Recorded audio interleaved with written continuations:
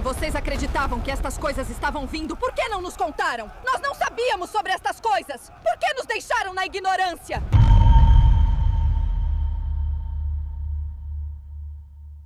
É aqui que cairão as bolas de fogo que Ellen White viu. Foi-me apresentada uma cena. Era a noite antes do sábado. Foi quando essa cena se apresentou. Olhei pela janela e havia uma imensa bola de fogo que vinha do céu, e ela caiu onde estavam construindo edifícios com pilares. Especialmente os pilares foram-me mostrados, e parecia que a bola veio direto para o edifício e o esmagou. E eles viram que estava se ramificando, se expandindo, aumentando, e começaram a chorar e lamentar e torcer as mãos. E eu pensei que alguns do nosso povo estavam lá, dizendo: bem, é exatamente o que estávamos esperando, é justamente o que temos falado, é justamente o que temos discutido. Vocês sabiam? Disseram as pessoas. Vocês sabiam e nunca nos contaram a respeito? Pensei que houvesse uma agonia em seus rostos, uma agonia em sua aparência. É exatamente o que estávamos esperando. É justamente o que temos falado. Vocês sabiam e nunca nos contaram a respeito? Parábola de Jesus, página 412. Ellen White, quando ela comenta sobre a parábola das 10 virgens, queridos. Hoje nós não vamos nos aprofundar nessa parábola em si, né? Mas vou pegar um trecho só em relação a essa parábola, que está lá em Mateus capítulo 25, verso 6. Veja só o que Ellen White vai dizer sobre isso. Ela diz assim: numa crise é que o caráter é revelado. Quando a voz ardorosa proclamou à meia-noite, aí vem o esposo sair-lhe ao encontro, e as virgens adormecidas ergueram-se de sua sonolência, foi visto quem fizera a preparação para o evento. Ambos os grupos foram tomados de surpresa, porém um estava preparado para a emergência e o outro não. Vamos só lembrar aqui um pouquinho, para quem não se lembra dessa profecia de Jesus, né? Dessa parábola, na verdade, de Jesus. Jesus ele disse que o reino dos céus seria como 10 virgens. E Jesus disse que essas 10 virgens, nos últimos dias, né, as virgens representam a igreja, né? E essas 10 virgens, 5 delas eram prudentes e 5 eram nécias. Então Jesus disse que essas virgens dormiriam, mas que em algum momento haveria um grito, um clamor, uma proclamação, que diria assim: aí vem o esposo sair ao encontro. Correto? Então, quando elas despertam, a Bíblia vai dizer que essas virgens, algumas delas tinham azeite em reserva e outras não. Agora, como é que a gente entende isso, né? Nós não vamos fazer um estudo específico hoje sobre essa parábola. Nós podemos fazer isso em outro momento. Mas essa parábola, ela tem uma dupla aplicação. O Espírito de Profecia mostra que essa parábola, ela teve um cumprimento em 1844 e vai ter outro cumprimento no fechamento da Porta da Graça. Então, é sobre esse segundo cumprimento, que é o fechamento da Porta da Graça, ou seja, quando Jesus vai deixar de interceder pela humanidade, que nós vamos falar hoje. Então, é sobre esse momento aqui que o Espírito de Profecia está falando, está dizendo, né, que quando a voz veio e diz: olha, aí vem o esposo, aí então as virgens foram despertas. Agora, algumas pessoas, elas colocam esse grito, né, algo que desperta a igreja, as virgens. Alguns colocam como sendo o decreto dominical, outros colocam como sendo o alto clamor, né, a mensagem da justiça pela fé. Porém, queridos, nós vamos ver, pelo Espírito de Profecia, uma frase, um texto aqui, que é esse aqui, que aqui vai denotar para nós, de fato, o que precisa ser isso que vai despertar o povo, que vai chamar a atenção do povo, e nós vamos ver sobre isso mais à frente. Então, vamos lá. Nós vimos aqui que uma parte delas estava preparada e a outra não. Agora, nessa parte em amarelo, queridos, o Espírito de Profecia diz assim: ó, assim, agora, uma calamidade repentina e imprevista, alguma coisa que põe a pessoa face a face com a morte, mostrará se há fé real nas promessas de Deus. Então, perceba o seguinte: o Espírito de Profecia diz que o que vai, né, dar alguma forma, né, de chamado, porque veja, na parábola foi quando disse: aí vem o esposo, sair ao encontro. Isso teve um cumprimento em 1844. Mas o próximo cumprimento ela diz que agora é uma calamidade. Isso aqui não podemos deixar de perceber. Alguma calamidade vai acontecer no mundo que vai chamar a atenção da igreja. Isso é importantíssimo. Só que não é uma calamidade qualquer. O espírito de profecia diz que é uma calamidade repentina e imprevista. Duas palavras, queridos, que são de extrema importância. O que é algo repentino? O próprio nome já diz, algo que acontece de repente.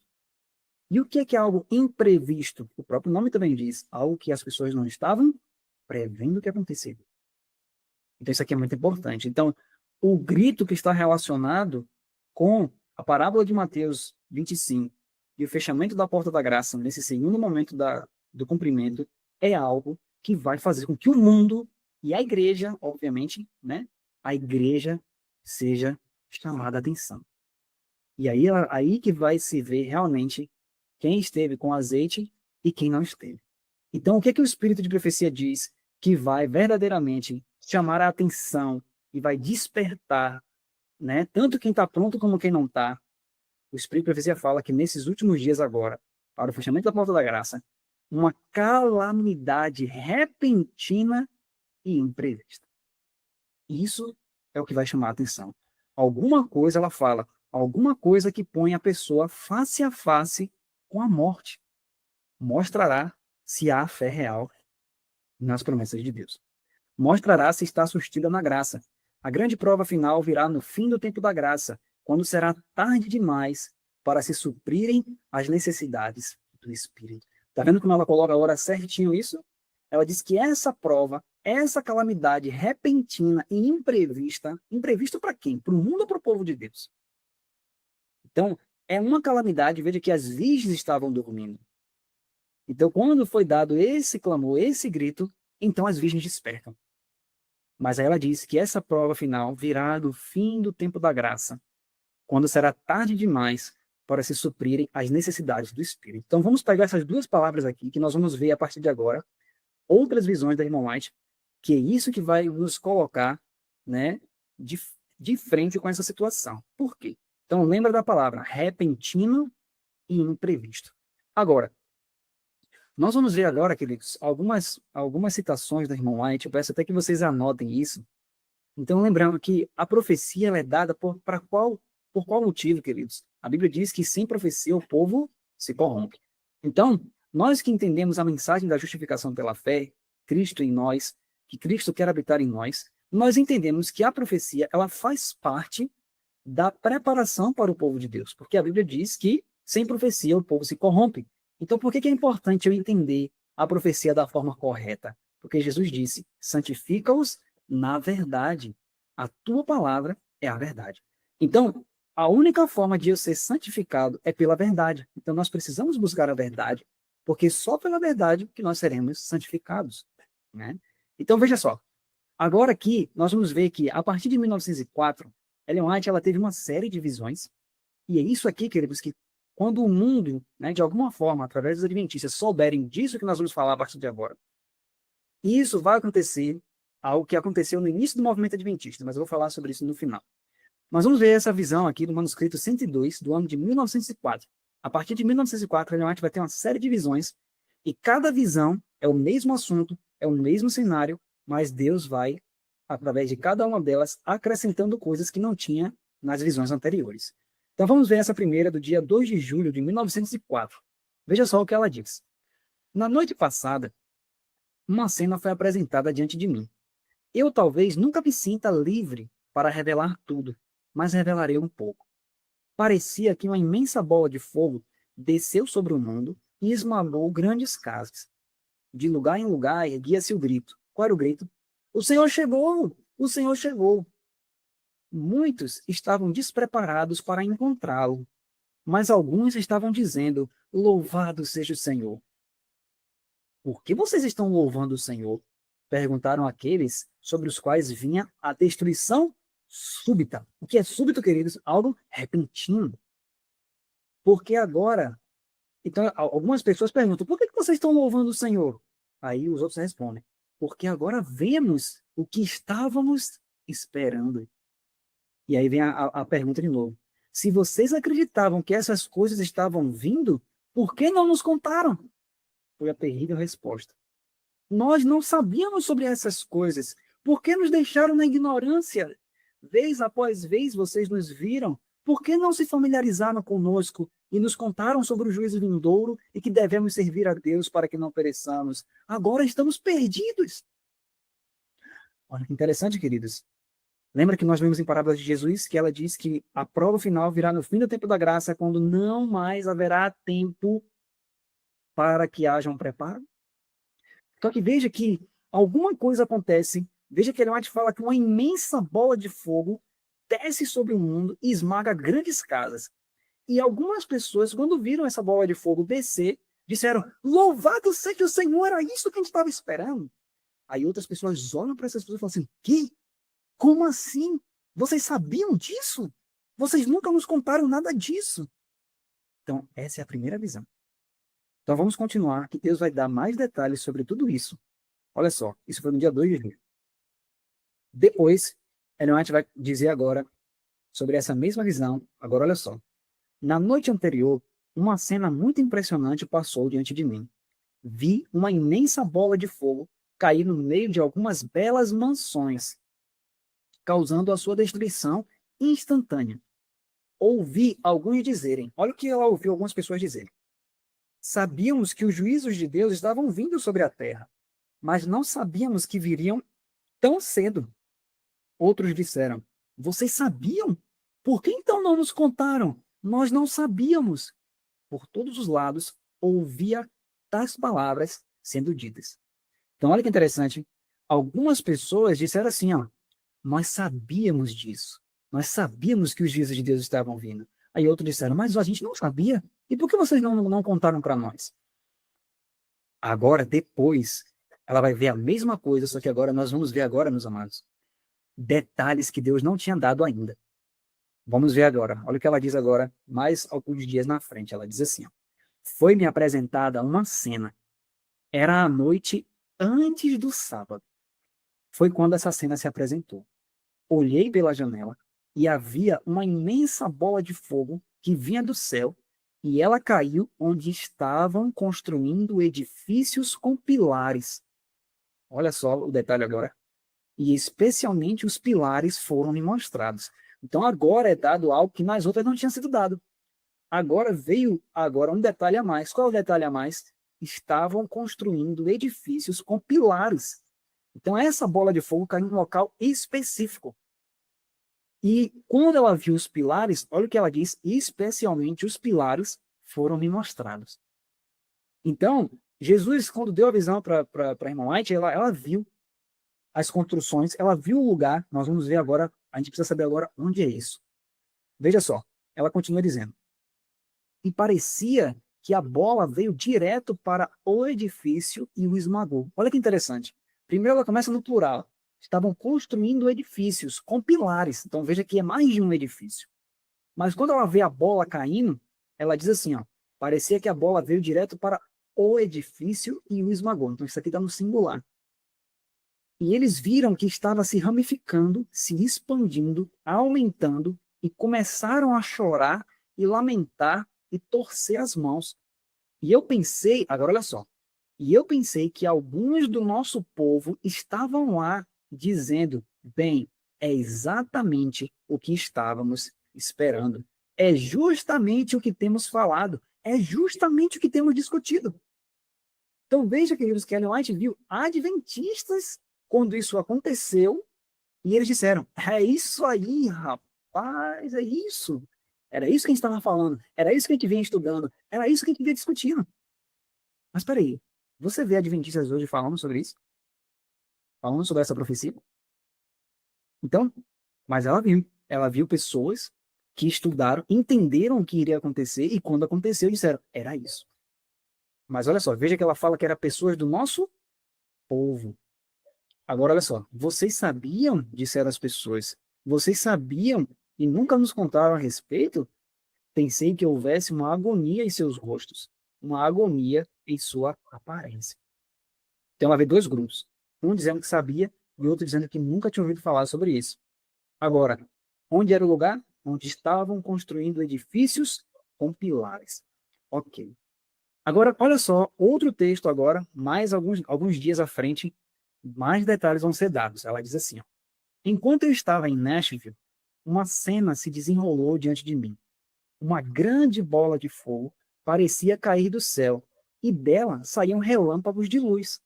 Quando esses relâmpagos de luz atingiam um edifício, o edifício queimava como palha. Olha só, então ela está em Nashville, e ela vê um edifício. Igual, lembra que a gente viu lá no singular, naquele outro texto? Agora ela diz assim, ó, esses relâmpagos atingiam um edifício.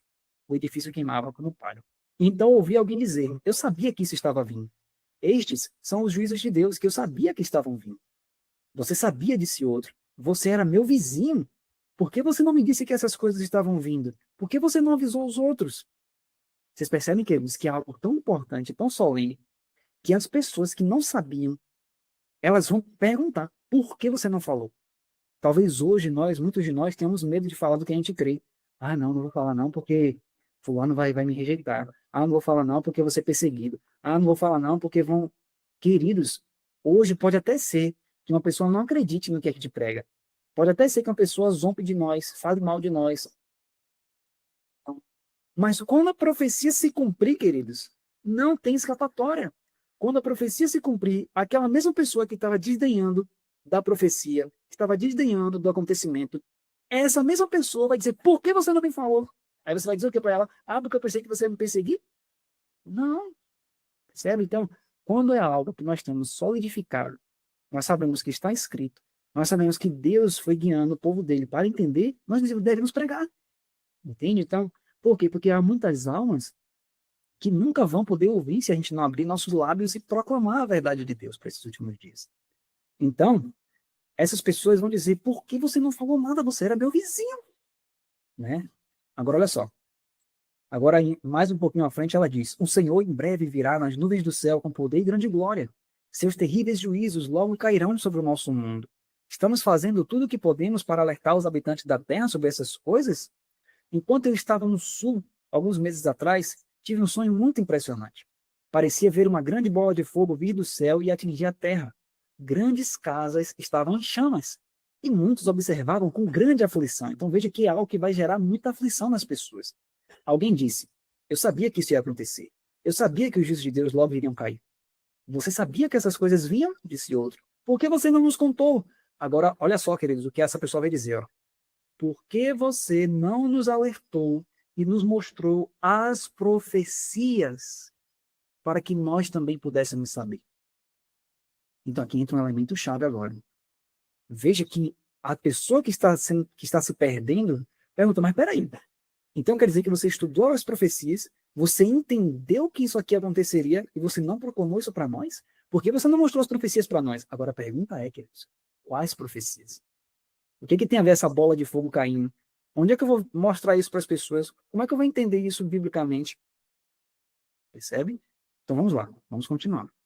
Agora, no ano seguinte, em 1905, ela diz assim, ó, quando eu estava novamente em Nashville, quando eu estava em Nashville, agora é aqui que a gente precisa prestar muita atenção, ó. Quando eu estava em Nashville, eu tinha estado falando com o povo, e na calada da noite, uma imensa bola de fogo veio diretamente do céu e se fixou onde? Em Nashville. Pronto, agora a gente já tem um lugar. Então veja que Deus começou a mostrar para ela em 1904, mas no ano seguinte que ela foi ver onde é que essa bola caiu, queridos, ela viu que essa bola de fogo foi fixada em Nashville. Uau! Então vamos continuar. Haviam chamas saindo como flechas daquela bola. Casas estavam sendo consumidas. Casas balançavam e caíam. Alguns de nosso povo estavam lá, adventistas do sétimo dia, em Nashville. E eles disseram, é exatamente como esperávamos. Eles disseram, nós esperávamos isso. Outros estavam torcendo as mãos em agonia e clamando a Deus por misericórdia. Veja que ela está falando aqui do nosso povo. Aí ela diz, vocês sabiam, disseram eles, vocês sabiam que isso ia acontecer e nunca disseram uma palavra para nos alertar. Eles pareciam que iriam quase despedaçá-los ao pensar que nunca lhes haviam contado ou dado qualquer aviso. Percebe? Então, veja que essa bola de fogo, queridos, que ela viu, ela se fixou em Nashville. Ok? Agora, nós já temos duas pistas aqui. Nós já sabemos o lugar, em qual região vai cair Nashville. Mas o Senhor não só mostrou onde cairia, mas ele deu detalhes do lugar.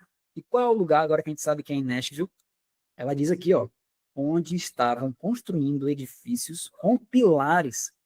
Especialmente os pilares foram me mostrados.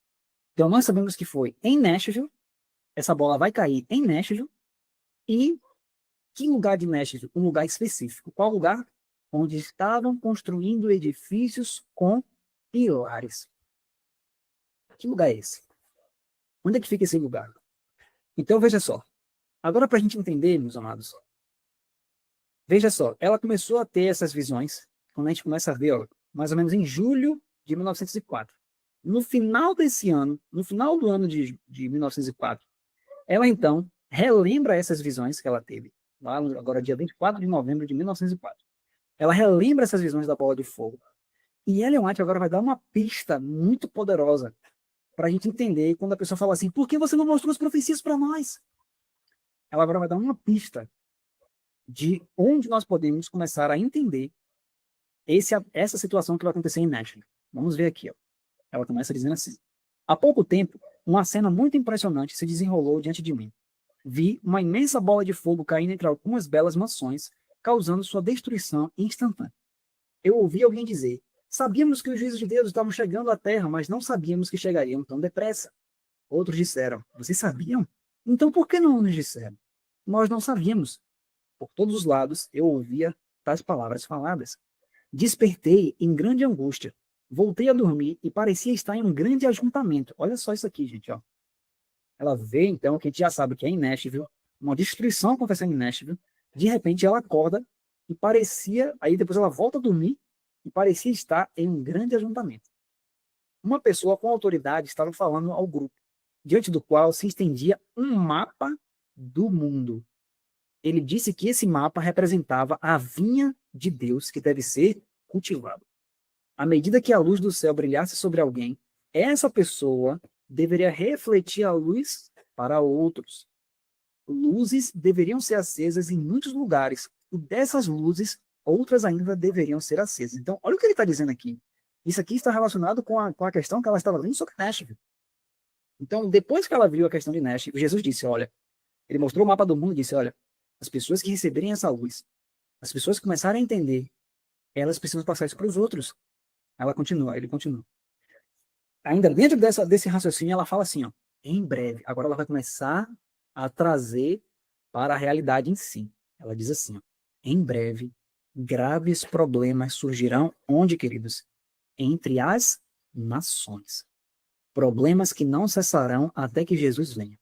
Como nunca antes, precisamos nos unir, servindo aquele que preparou o seu trono nos céus, cujo reino domina sobre tudo. Deus não abandonou seu povo, e nossa força reside em não abandoná-lo. Os juízos de Deus estão na terra. Lembra que eles falaram isso? Quando eles viram a bola de fogo caindo? Sabíamos que os juízos de Deus viriam. Vamos continuar. Ela agora vai falar sobre isso. Ó. As guerras e rumores de guerras, a destruição por fogo e inundação, dizem claramente que o tempo de angústia que deve aumentar até o fim está muito próximo. Aí ela diz, não temos tempo a perder. Ela agora vai finalizar isso aqui. Ó. Não temos tempo a perder. O mundo está agitado com o espírito de guerra. As profecias do capítulo 11 de Daniel estão quase alcançando o seu cumprimento final. Então, veja que quando o White começa a falar sobre essas bolas de fogo que caem sobre as casas, assim que ela termina essa sessão, ela diz, agora esses juízos já estão na terra. E nós não temos tempo a perder, porque essas coisas vão acontecer em breve. As profecias do capítulo 11 de Daniel já quase alcançaram o seu cumprimento final. Então, quando ela traz a visão das bolas de fogo, depois de refletir durante algum tempo sobre essa visão, ela agora diz, não temos mais tempo a perder, porque quais são as profecias que aquelas pessoas pediram? Vocês não sabem, vocês não nos disseram, vocês não explicaram para a gente isso nas profecias. Ela diz, as profecias do capítulo 11 de Daniel estão quase alcançando o seu cumprimento final.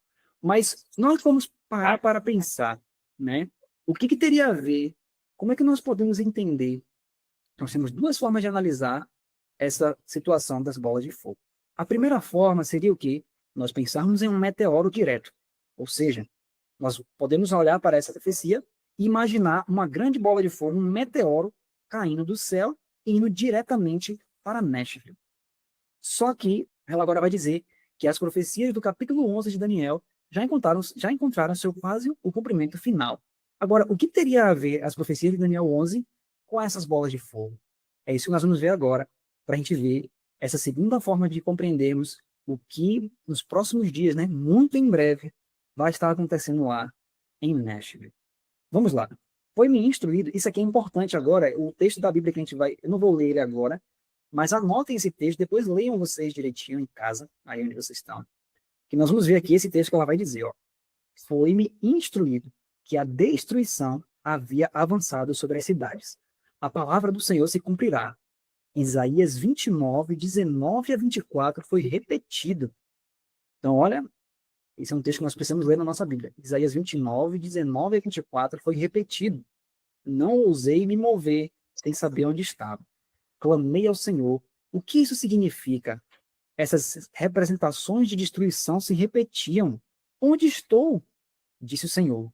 Em cenas que representei o que será, mas avise meu povo para deixar de colocar sua confiança em homens que não são obedientes aos meus avisos e que desprezam minha repreensão, pois o dia do Senhor está sobre o mundo, quando a evidência se tornará certa. Aqui é Jesus falando, queridos. Aqueles que seguiram as vozes que queriam inverter as coisas serão eles mesmos virados onde não podem ver, mas serão como homens cegos. Essas palavras me foram dadas a partir de Isaías, capítulo 30, versos 8 a 15. Olha o que Jesus disse para ela. Olha, tudo isso que eu te mostrei, Ellen White, vai acontecer. A evidência vai ser clara. Mas diga ao meu povo para eles pararem de estar dando ouvido a homens que estão desprezando a minha repreensão, que estão desprezando os meus sinais de alerta. Será que não existe isso hoje? Com toda certeza. Homens que desprezam o espírito de profecia, homens que desprezam a luz que Deus deu no passado através dos homens levantados por Deus. E o espírito de profecia diz, olha, Deus já deu a luz através desses homens sobre Daniel e Apocalipse. Né? Então Jesus disse, mas olha, isso vai acontecer. Mas diga ao meu povo para eles não se fiarem em homens. Agora vamos lá. Olha só agora, querido, nós temos agora uma coisa muito importante. Agora, 2 anos depois que ela já tinha tido a primeira visão, em 1906, olha o que ela vai dizer. Na última sexta-feira de manhã, pouco antes de eu acordar, foi-me apresentada uma cena muito impressionante. Parecia que eu despertava do sono, mas eu não estava em minha casa. Das janelas eu podia presenciar uma terrível conflagração. Ah, pega essa palavra aí, ó. No dia que ela estava vendo, uma terrível conflagração. Vamos ver o que significa essa palavra. Grandes bolas de fogo caíam sobre as casas, e dessas bolas saíam flechas de fogo voando em todas as direções. Aqui já é um ponto importantíssimo, porque antes de ela falar das grandes bolas de fogo que caíam, ela disse que ela estava presenciando o que, querido, na Terra? Uma terrível conflagração. E ela continua dizendo aqui agora em amarelo, ó, era impossível conter os incêndios que haviam sido iniciados, e muitos lugares estavam sendo destruídos. O terror das pessoas era indescritível. Depois de algum tempo, acordei e me encontrei em casa. Então, o que ela está vendo na Terra, antes de ela falar agora novamente sobre as grandes bolas de fogo que ela viu descendo, uma terrível conflagração. Qual é o significado de conflagração? Eu tirei um recorte aqui para a gente ver. Olha só. Conflagração. Primeiro, incêndio que se alastra, que se espalha por uma grande área. Por extensão, guerra, conflito internacional. Por exemplo, conflagração europeia. Vocês lembram, queridos, que ela tinha dito lá atrás, quando ela começou a falar das grandes bolas de fogo, lá na Review and Herald, ela falou assim, ó, em breve começará uma perturbação entre as nações. Ou seja, essa perturbação é também chamada de conflagração. O que é a conflagração? É guerra, conflito entre países, conflito internacional. Entende? Ou seja, aqui agora tem outro sentido também figurado que é revolução ou intensa perturbação social e política num país, região, território. E ele dá um exemplo de uma frase, ó: o descontentamento do povo pode levar o país à conflagração. E outro sentido é intensificação de um sentimento, exaltação ou explosão. Então, por isso que essa palavra conflagração, quando você olha para o que ela disse, que haverá uma perturbação entre as nações, e aí então ela disse que vê uma conflagração, essa conflagração que ela está falando é o quê? Ela vê justamente um conflito acontecendo. Está acontecendo um conflito na Terra, uma perturbação entre as nações. Porém, nós vamos ver isso com mais detalhes ainda. Olha só, deixa eu passar essa parte aqui. Pronto. Vamos nos lembrar um detalhe aqui. Quando ela viu onde seria, nós sabemos que agora é em Nashville. Ela agora vai dizer: foi-me apresentada uma cena. Era a noite antes do sábado. Esse texto aqui a gente já leu, lembra? Nós vamos pegar agora o detalhe dele. Foi quando essa cena se apresentou. Olhei pela janela e havia uma imensa bola de fogo que vinha do céu, e ela caiu onde estavam construindo edifícios com pilares. Especialmente os pilares foram me mostrados. Que lugar é esse, então, em Nashville, que estavam construindo edifícios com pilares? Então, é aqui que nós vamos ver. Esse aqui é um ticket da exposição centenária do Tennessee. Que essa exposição, queridos, foi feita em Nashville. Vocês veem aí, ó, que logo no centro aí tem uma estrutura com vários pilares na frente, tá vendo aí? Essa situação, né, o que aconteceu foi em 1897, foi uma exposição que aconteceu lá no Tennessee. E nessa exposição eles tiveram que levantar vários edifícios, alguns edifícios para aquela exposição específica.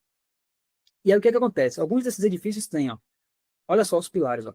Tem um que era o prédio feminino, outro que era o prédio do governo, tinha outro que era o prédio comercial, tá vendo? Para a exposição de 1897. Aqui nós vemos o edifício histórico, tá vendo? E a mais célebre, né, a que mais chamou a atenção, que é inclusive a que permanece até hoje, esse ano que nós estamos falando aqui, 2025, é o Partenon. O Partenon estava ali também na exposição de 1897 em Nashville, ok? Então, quando a Ellen White fala assim, ó, a bola de fogo caiu no lugar onde estavam construindo edifícios, esse lugar onde estavam construindo edifícios é aqui, nesse local. Esses edifícios, queridos, vejam que eles são edifícios com pilares, mas o mais notável dentre eles é esse que permanece até hoje, que é o Partenon. Aqui está toda a área onde foram construídas os prédios da feira. Olha, o único que ficou, que fez mais sucesso, que durou alguns anos, né, mas foi danificado com o tempo, foi o Partenon. Ó. Aí eles construíram outro, né? Olha, é uma área muito bonita, é um parque muito bonito. Aqui nós temos uma vista mais ao longe, dá para vocês verem o tamanho dele. São 17 pilares, de frente, de lado e 8 de frente. É uma obra monumental, é algo assim muito bem feito, muito bonito, para enaltecimento de uma deusa pagã. Temos que lembrar desse detalhe. Deus não foi glorificado neste templo, porque aqui é chamado de Atena do Sul. Porque não tem somente o Partenon, tem outras também, outras construções aqui também que são réplicas da Grécia, tá? da Grécia Antiga. E é aqui que cairão as bolas de fogo que Ellen White viu. Veja que Ellen White, apesar de dizer assim, olha, eles estavam construindo edifícios no plural, depois ela disse que a bola viria justamente no Partenon. Agora nós vamos perceber o seguinte.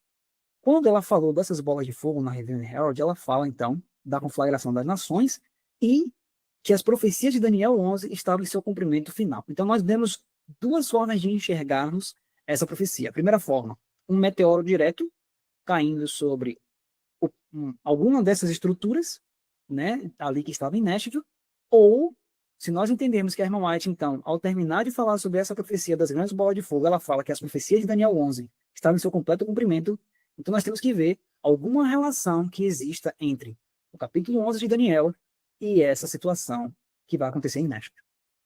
Para a gente entender isso, queridos, nós vamos ver aqui o que é o Partenon. Quando nós olhamos para a história do Partenon, o que é o Partenon? Era um templo que era dedicado à deusa grega Atena. Então, ele existiu, né? Por volta, ele foi construído no século V ali, antes de Cristo. E aí, o que acontece? Isso na Grécia Antiga, né? Então, esse local era um local de adoração, era um templo dedicado à deusa grega Atena. E o que eles fizeram em Nashville? Eles fizeram uma réplica do tamanho real do Partenon original. Certo? Então, o Partenon que existe hoje, lá em Nashville, que está lá até hoje, esse Partenon, quer dizer, ele é uma réplica do Partenon lá da Grécia Antiga, que era o templo da deusa Atena, né? Da deusa grega Atena.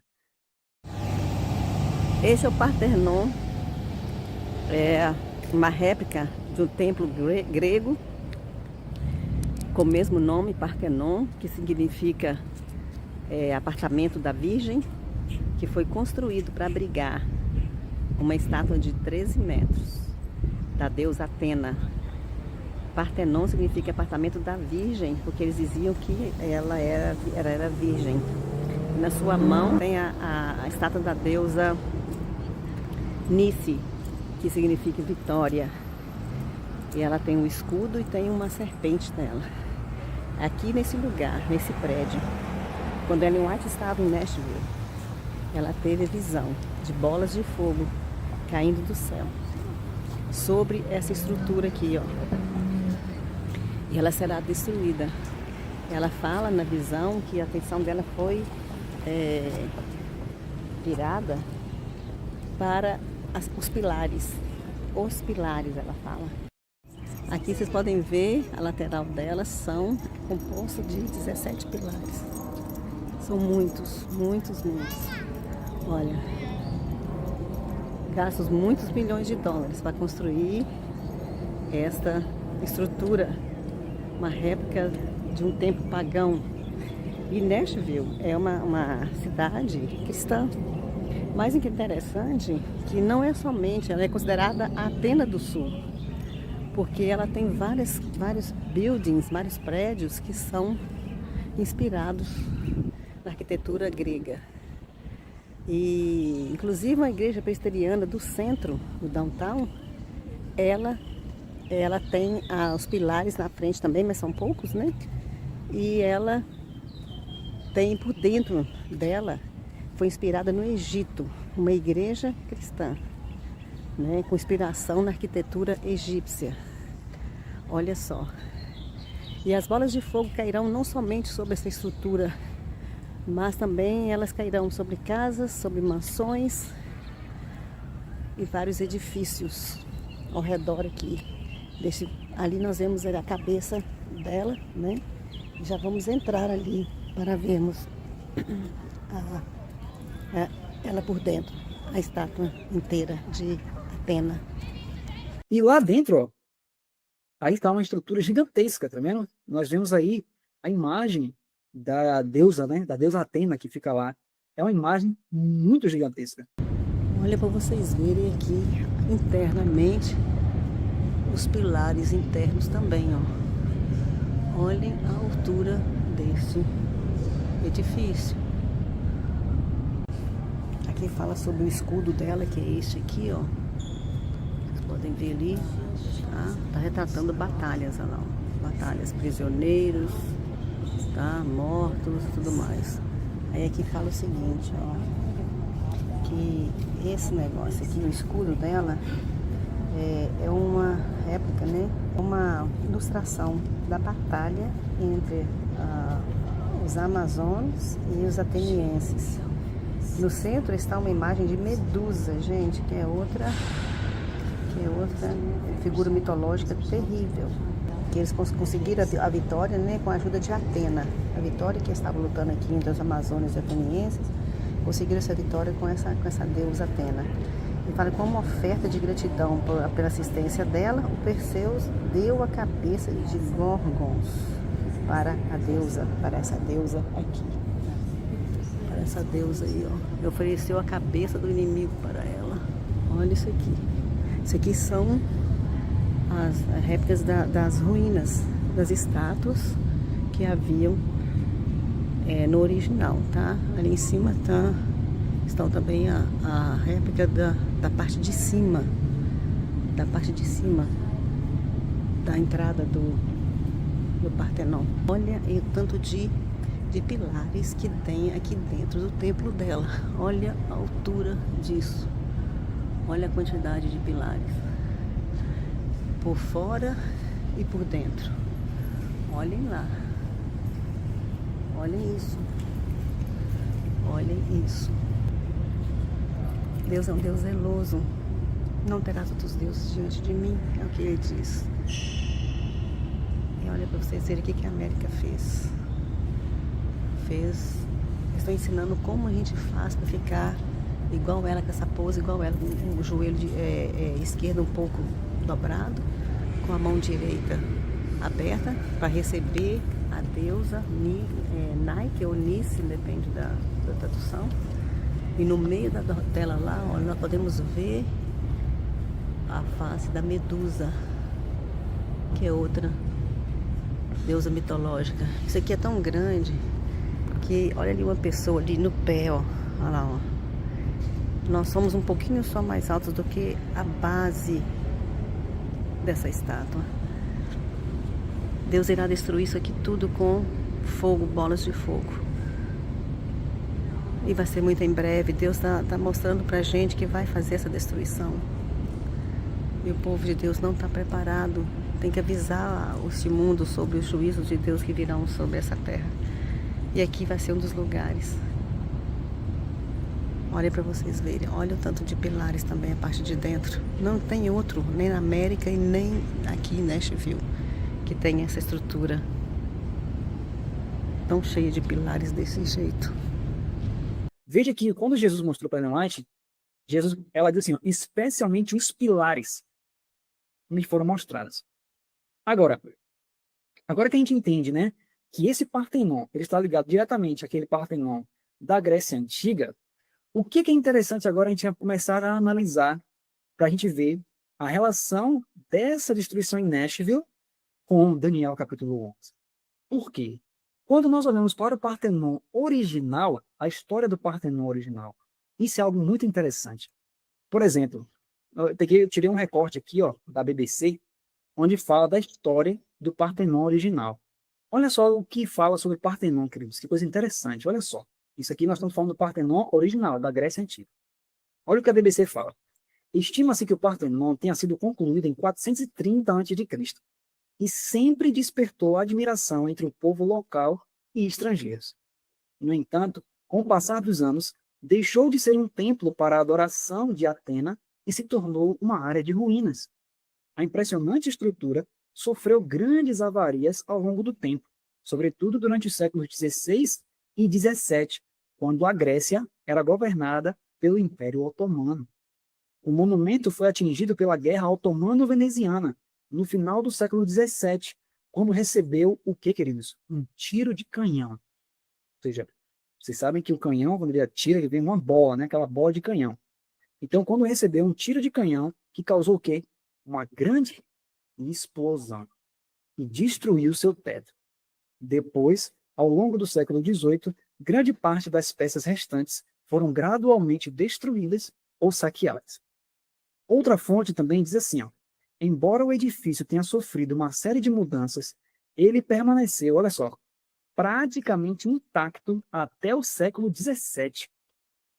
Os primeiros cristãos transformaram o templo em uma igreja, adicionando um ábside na extremidade leste. Foi provavelmente nessa época que as esculturas representando o nascimento de Atena foram retiradas do centro do frontão leste e muitas das métopas foram desfiguradas. Agora, olha só. O Partenon serviu como uma igreja até a conquista de Atenas pelos turcos otomanos no século XV, quando ele se tornou uma mesquita. Em 1687, durante o cerco veneziano da Acrópole, os turcos defensores usaram o Partenon como um armazém de pólvora, que foi incendiado pelo bombardeio veneziano. A detonação explodiu o coração do edifício, destruindo o telhado e parte das paredes e da colunata.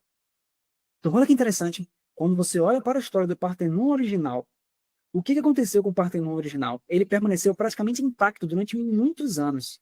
Mas então nós sabemos o que aconteceu. Em 1453, os turcos tomaram Constantinopla, e aí os pioneiros adventistas, o que eles diziam? Qual é a interpretação de Daniel 11 dos adventistas na época de Ellen White? William Smith, A.P. Jones, A.J. Wagner e tantos outros, né, Stephen Haskell, eles entendiam que a Turquia, depois que tomou Constantinopla, em 1453, se tornou o novo rei do norte.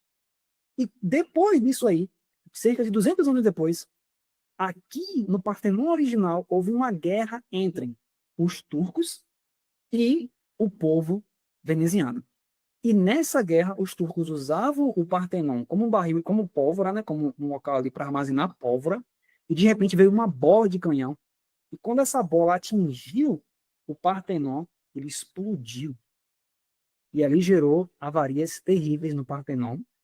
E sobrou, né, como a gente viu ali, sobrou ali ainda alguns restantes que depois foram caindo ao longo do tempo. Então, o que a gente vê com isso? Que a história do Partenon original envolve diretamente os turcos otomanos. Então, ele foi destruído por causa de uma guerra envolvendo o quê? Turquia e Europa. Percebem? Então, o Partenon original, ele só foi destruído por causa de uma guerra envolvendo Turquia e Europa. Quando nós olhamos para a interpretação pioneira da Igreja Adventista sobre Daniel, capítulo 11, o que o Urias Smith, por exemplo, no livro dele, Daniel e Apocalipse, ele diz? Que qual é o sinal antes do fechamento da porta da graça? Ele diz que a Europa se voltará contra os turcos e expulsarão os turcos de Constantinopla, que hoje é Istambul. E então eles vão até Jerusalém, tomarão Jerusalém, e então, né, depois disso, abre-se a porta para a futura guerra do Armagedon. Então, quando nós olhamos para a história do Partenon original, foi uma guerra entre europeus e turcos. Quando nós olhamos para a interpretação dos pioneiros sobre Daniel 11:45, nós vemos que é esperado mais uma vez uma guerra entre Europa e turcos. Certo? Então, se agora em Nashville vai ter uma destruição com fogo, e você sabe que os turcos eles são representados na Bíblia também, Apocalipse 9, e os ataques deles são sempre com fogo. A Bíblia diz que é fogo, enxofre e fumaça, então é Apocalipse capítulo 9. Então, diante disso, quando nós olhamos para essa história do Partenon hoje em Nashville, quando Jesus mostra para Ellen White que vai ter uma destruição nesse Partenon, se é relacionado à conflagração de nações, o que nós vemos quando nós olhamos para a história do Partenon original e as profecias vão se cumprir junto quando acontecer a situação em Nashville, acontecerá uma guerra entre Turquia e Europa, e quando isso acontecer, nós teremos um ataque dos muçulmanos a esse lugar, Nashville. Percebe? Então, quando nós olhamos para a história do Partenon, nós vemos que a destruição que pode acontecer lá dentro de Nashville, que vai causar um despertamento geral, isso será uma destruição desse local hoje, que está lá até hoje em Nashville, por parte dos muçulmanos. Ou seja, quando houver essa movimentação dos europeus contra os turcos, de alguma forma eles vão considerar isso uma guerra religiosa também, e eles vão destruir, vão começar destruindo o Partenon.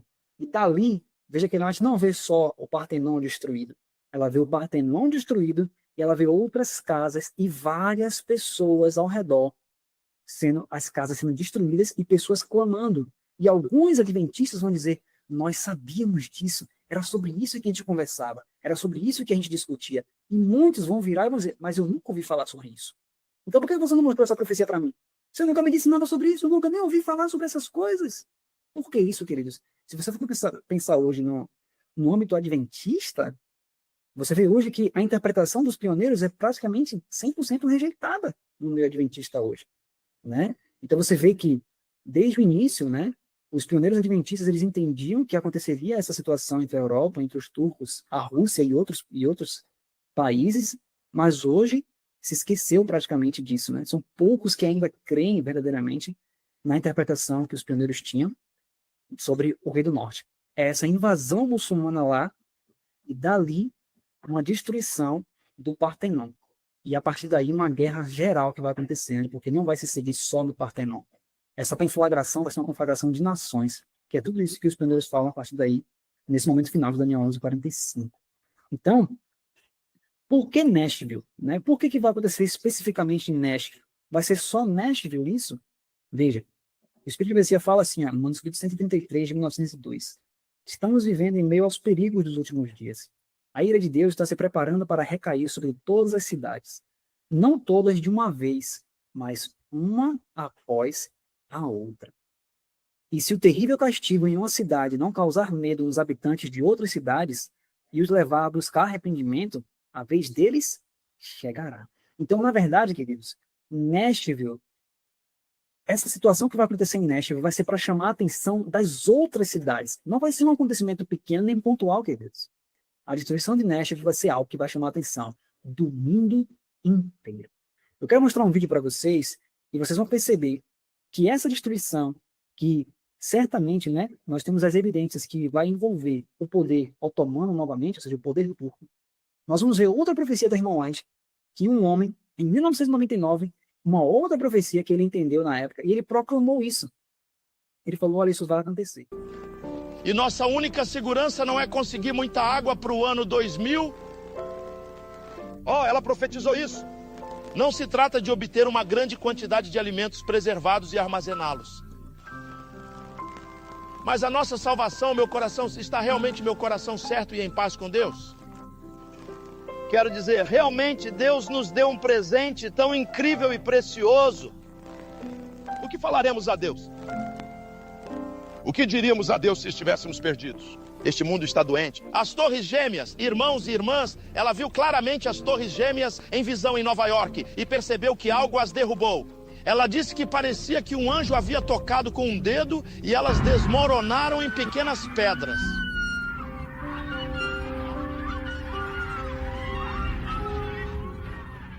Então, ou seja, ele falou, em 1999, ele disse, olha, ela viu, vai acontecer. Ela viu ali e vai acontecer. E até hoje, queridos, mesmo depois de acontecido, ainda tem muita gente que nega que ela não viu aquilo, que não foi assim, né? E tudo isso. Então, quando nós olhamos isso, né? Quando nós olhamos para essa história, isso voltará a acontecer. Veja que também em 2001, no dia 11 de setembro de 2001, você vê quem estava ali, né, envolvido nessa situação com os Estados Unidos. Mas agora, nesses últimos dias, novamente, uma grande conflagração acontecerá. Nós veremos acontecer, diante dos nossos olhos, uma grande situação acontecendo em Nashville, que assim como o 11 de setembro de 2001, o mundo inteiro, né, o mundo inteiro foi chamado a atenção por essa situação. Agora, novamente, nós veremos, talvez em pouco tempo, né, nós sabemos que talvez em poucos meses ou poucos dias, não sabemos, mas veremos uma grande situação acontecendo em Nashville, uma grande destruição acontecendo lá, começando no Partenon. Isso vai se espalhar por vários lugares. E tudo isso vai culminar na conflagração final das nações. Ellen White fala da arregimentação final das nações, né, em eventos finais. E tudo isso vai culminar. Isso vai fazer com que as pessoas sejam despertas. Isso fará com que as pessoas sejam despertas. Então, veja, queridos, que quando ela fala, né, que algo acontecerá no mundo, uma calamidade repentina e imprevista, essa situação que vai acontecer, que Deus foi mostrando para ela várias e várias e várias vezes, veja que quando acontecer, qual vai ser o clamor, até mesmo daqueles que já tinham ouvido falar, eles vão dizer, era isso que a gente estava esperando, mas a gente não sabia que viria tão rápido. Ou seja, foi algo repentino. E outros diziam assim, não, mas eu nunca ouvi falar sobre isso, eu não sabia que isso ia acontecer. Isso é o quê? Algo imprevisto. E aí eu quero finalizar aqui com um texto que está em Apocalipse, capítulo 9, que fala, e aí eu vou ler um texto do grande conflito também, em relação à Turquia no grande conflito, que é importante a gente entender aqui um detalhe. Por estes três foi morta a terça parte dos homens, isto é, pelo fogo, pela fumaça e pelo enxofre que saem das suas bocas. E aí lá na frente ele fala, e os outros homens, aqui foi no período, né, da quinta trombeta, quando esse poder otomano foi levantado. E os outros homens que não foram mortos por essas pragas não se arrependeram das obras de suas mãos para não adorarem os demônios e os ídolos de ouro e de prata e de bronze e de pedra e de madeira, que nem podem ver, nem ouvir, nem andar. E não se arrependeram de seus homicídios, nem das suas feitiçarias, nem da sua fornicação, nem dos seus furtos. Então, quando Deus apresenta o surgimento do Império Otomano, Deus ele permite que o Império Otomano faça tudo aquilo, né? A Bíblia apresenta eles como gafanhotos, né? Com picada como de escorpião e tudo Mas a Bíblia apresenta esse poder sendo levantado na profecia por qual motivo? Um juízo da parte de Deus, mas ainda com misericórdia, para que os homens se arrependam dos seus pecados. Mas a Bíblia fala que mesmo assim, depois de tudo que aconteceu com eles lá no Império Otomano no passado, os homens que não foram mortos por essas pragas não se arrependeram dos seus homicídios, nem das suas feitiçarias, nem da sua fornicação, nem dos seus furtos. Então Deus permitiu o Império Otomano, naquela época, acontecer tudo isso para que os homens fossem levados ao arrependimento. Nós, como nós olhamos para a história desse poder, né, que é o poder otomano, nós vamos ver que ao longo, né, da história, Deus usou esse poder de várias formas, mas eu quero finalizar falando de uma dessas formas que está relatada no Grande Conflito, e a gente vai ler isso aqui. Nós vamos falar do movimento adventista e como essa profecia sobre Nashville vai, de alguma forma, né, impulsionar essa mensagem do terceiro anjo. Por quê? Vamos ler aqui o livro do Grande Conflito. Aqui, ó. É o capítulo 18 do Grande Conflito, na página 334. Vamos ver aqui, ó. Olha o que ela vai dizer aqui, ó. No ano de 1840, outro notável cumprimento de profecia despertou geral interesse. É o Grande Conflito, capítulo 18. 2 anos antes, Josias Litt, um dos principais pastores que pregavam o segundo advento, publicou uma explicação de Apocalipse 9, predizendo a queda do Império Otomano. Segundo seus cálculos, essa potência deveria ser subvertida no ano de 1840, no mês de agosto. E poucos dias apenas antes de seu cumprimento, escreveu. Então, olha só o que ele escreveu na revista, né? Admitindo que o primeiro período, 150 anos, se cumpriu exatamente antes que Deacose subisse ao trono, isso aqui está falando em referência às trombetas, né? Com permissão dos turcos, e que os 391 anos e 15 dias começaram no final do primeiro período, terminará no dia 11 de agosto de 1840. Bom, essa profecia não vai entrar em nada disso aqui, só está lendo. Mas ele previu que o Império Otomano, né, ou seja, o poder turco, cairia em 11 de agosto de 1840. Ou seja, deixaria de ser aquele império colossal que o Império Otomano era naquela época. Quando se pode esperar que seja abatido o poderio otomano em Constantinopla. E nisto, creio eu, verificar-se-á seu caso. Então foi isso que ele escreveu, mas ele foi extremamente zombado, né, naquela época por ter escrito isso. A Ellen White diz assim, ó, no mesmo tempo especificado, a Turquia, por intermédio de seus embaixadores, aceitou a proteção das potências aliadas da Europa, e assim se pôs sob a direção de nações cristãs. O acontecimento cumpriu exatamente a predição. Então, ou seja, Ellen White diz, o que ele realmente entendeu sobre a Turquia, que cairia do Império Otomano em 1840, pelas profecias de Apocalipse, realmente se cumpriram. Agora, antes de acontecer, antes de um acontecimento ali na Turquia ter encontrado lugar, quando Josias Litt falou sobre isso, né, que envolveria os turcos e tal, muitas pessoas falaram assim, Josias Litt, não tem nada a ver isso, né? A Turquia não tem expressão nenhuma e tal, não tem nada a ver, isso aí não vai acontecer e tal. Mas quando aconteceu, aí olha o que Ellen White fala o que aconteceu com o movimento millerita. Ela diz assim, ó, quando isto se tornou conhecido, multidões se convenceram da exatidão dos princípios de interpretação profética adotados por Miller e seus companheiros. E maravilhoso impulso foi dado ao movimento do advento. Homens de saber e posição uniram-se a Miller, tanto para pregar como para publicar suas opiniões. E de 1840 a 1844, a obra estendeu-se rapidamente. Então veja aqui, o que Deus fez no início do movimento adventista? Deus utiliza um acontecimento relacionado à Turquia, aparentemente algo que não teria nada a ver com o movimento que estava acontecendo nos Estados Unidos com Guilherme Miller e alguns dos seus companheiros. Mas quando Josias Litt se levanta, compreende a profecia e anuncia o que iria acontecer relacionado a este país, o que acontece? O efeito final se deu aonde? Em relação à Turquia? Não. O efeito se deu no movimento do advento. Então, Guilherme Miller, ele estava pregando a volta de Jesus. A ênfase de Guilherme Miller era as mensagens do primeiro anjo ali, né? Então, ele estava pregando a volta de Jesus, ele estava entendendo a profecia das 2.300 manhãs. Mas o que fez com que a obra mais avançasse, que a gente fala aqui, que de 1840 a 1844, a obra se estendeu tão rapidamente, foi o quê? Quando Josias Litt entendeu e Deus permitiu que uma profecia relacionada a este país fizesse com que a obra da mensagem do advento avançasse muito rápido. E agora, meus irmãos, nós temos nesses últimos dias Segundo esse mesmo princípio de interpretação dos pioneiros, eles compreendiam que nesses últimos dias nós teremos acontecimentos com este mesmo poder, que é o poder do... E quando essas coisas acontecerem, o que se deveria ser feito? Os adventistas deveriam proclamar essas coisas antes. Essa guerra que está acontecendo hoje entre Israel e Irã, essas coisas, Ezequiel 38, essas coisas, o nosso povo hoje deveria ser um povo que entende essas coisas e nós deveríamos levar isso para as pessoas. As pessoas deveriam estar vindo para os adventistas para entenderem quais são os próximos passos da profecia que vai acontecer. Mas, quando nós olhamos para isso, esses acontecimentos, né, Deus permite essas coisas para que avance a obra da mensagem do advento. Mas nós vamos falar, para a gente fechar, isso aqui foi em relação ao movimento do advento. Mas vou mostrar outra forma que Deus utilizou os turcos ali, quando Ellen White retrata no grande conflito. Nós vamos ver aqui outro propósito para o qual Deus permitiu ali que os turcos fossem utilizados na época da Reforma Protestante. Para a gente entender também como Deus foi utilizando esse poder que ele fez com que a mensagem do advento avançasse tão poderosamente depois que se cumpriu uma profecia com eles.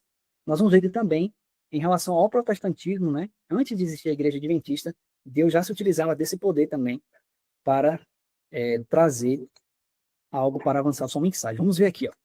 Uma época tenebrosa e ameaçadora havia chegado para a reforma. Apesar do edito de Worms declarando Lutero proscrito e proibindo o ensino ou a crença de suas doutrinas, até ali prevalecera no império a tolerância religiosa. A providência divina, olha o que ela vai dizer agora, ó. A providência divina, isso aqui é importante, ou seja, era o próprio Deus ali. A providência divina repelira as forças que se opunham à verdade. Carlos V estava inclinado a aniquilar a reforma, mas muitas vezes, quando levantara a mão para dar o golpe, fora obrigado a desviá-lo. Ou seja, que é um rei que está querendo acabar com a reforma protestante. Ele quer destruir os protestantes, acabar com o protestantismo. Mas quando ele tentava fazer isso, quando parecia que o protestantismo ia acabar, o que Deus fazia? Vamos ver aqui, ó. Repetidas vezes, a imediata destruição de tudo que ousava opor-se a Roma parecia inevitável. Mas no momento crítico, ou seja, quando estava prestes a acontecer a destruição do protestantismo, o que acontecia? Os exércitos dos turcos apareciam na fronteira oriental. Ou o rei da França, ou mesmo o próprio Papa, cioso da crescente grandeza do imperador, contra ele faziam guerra. Então, veja que Ellen White coloca os turcos como sendo a providência divina para segurar o ataque que era feito à reforma protestante. Ou seja, Deus levantava os turcos, começava alguma situação que envolvia os turcos no Oriente, e isso fazia com que Lutero tivesse mais tempo e uma folga maior para avançar a mensagem naquele período, a mensagem da justificação pela fé. Percebe? Então, os turcos, queridos, eles sempre são apresentados na profecia como sendo os juízos de Deus, ou seja, são como um poder que Deus utiliza para chamar a atenção dos homens e também para ajudar no avanço da sua mensagem.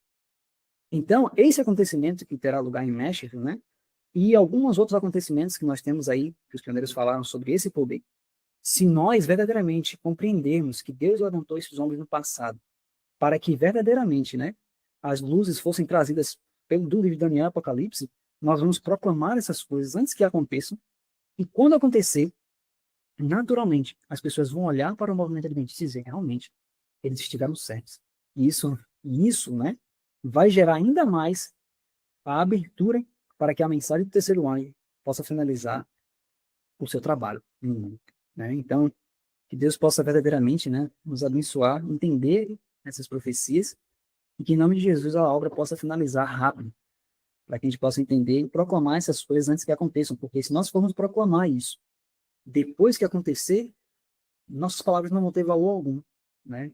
Imagine quando aconteceu ali, numa das visões, a Ellen White fala que as pessoas vão falar assim, eu sabia! Rapaz, a gente estava discutindo sobre isso, mas isso não vai ter valor nenhum mais. Porque depois que aconteceu, qualquer um pode dizer isso, né? Então, que Deus nos ajude a ter pressa, entendimento e o verdadeiro Espírito de Cristo para que a gente possa levar isso para as pessoas, né? Para que elas saibam que isso vai acontecer e que, em nome de Jesus, Deus possa finalizar a obra da forma como Ele deseja, né? Em nome de Jesus.